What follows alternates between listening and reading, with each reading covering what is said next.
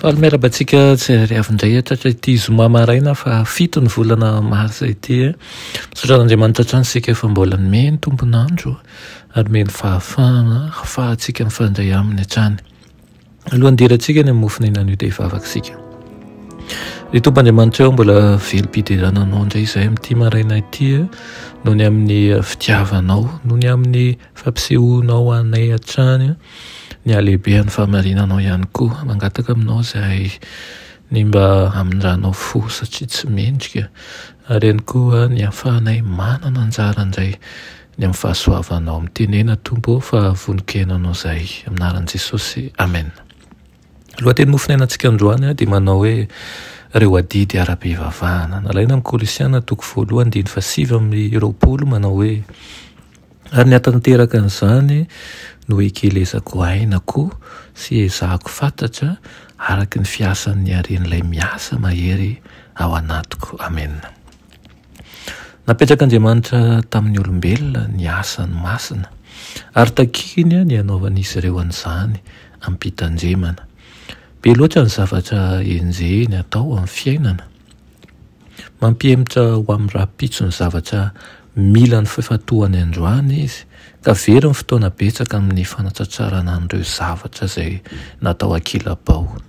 Azon'ny lehilahy sy ny vehivavy atao ny manatrahatra fatrambony kokoa amin'ny fanasoavana ny hafa ka tsy tondra toe-tsaina sy fihetseham-po mihiba mandritra ny fiainany. Azony atao ny miala amin'ireo kilemenan'ny toetra noraisina hatramin'ny fahazazana.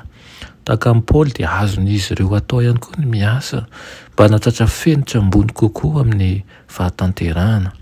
Tsy tokony tsy tapatapaka ny fanaovana ny asan'Andriamanitra, tsy araky ny fahataitairana ny tokony hanatanterantsika an'izany, tsy izany mihitsy fa ilaina ny manao ny asa tsara ampaharetana isan'andro ka mihamandroso amin'ny fomba fanaovantsika azy zany.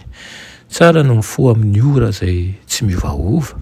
Raha atao tsirambina ny asa mandritra ny andro ary lanina amin'ny fanonerana ny fotoana lany ny alina dia ho hita eo amin'ireo andro manaraka izany ny saina sasatra sy ny vatana tena torovana. Fandokana ankitsirany ny lalàn'ny fiainana sy ny lalàn'ny fahasalamana izany. Tokony tsy ovaova noho izany ny ora fifoazantsika, ny fiarahantsika amin'ny mpianakavy mivavaka, misakafoanana ary ihany koa ny ora fiasana. Adidy ara-pivavahana ny miazona an'izany ho lasa fitsipika mihitsy amin'ny fampiarana entitra. Maro manko no mandany lany foana an'ireo ora sarobidin'ny maraina satria antenainy fa azony atao ny mamita ny asa nataony atsirambina mandritra an'ireo ora tokony hatoriana.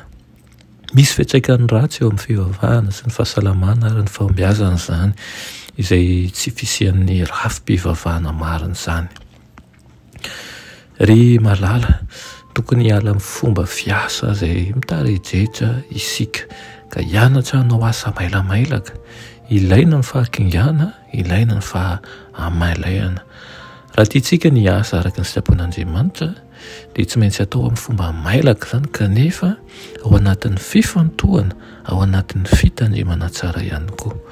Dia ny fanahy masina ny hanampy antsika mba hanatratra an'izany fenitra izany kanefa kosa mivonoana ary manaova dingana mba ho amin'ny tsara kokoa hatrany. Amen. Anay tsara indrindran-danitro mbola misaotra anao izay noho ny amin'izany teninao izany. Misaotra anao Tompo izay manoro ny tokony hiavaozanay hatrany ary indrindra hialanay fahazarana ratsy.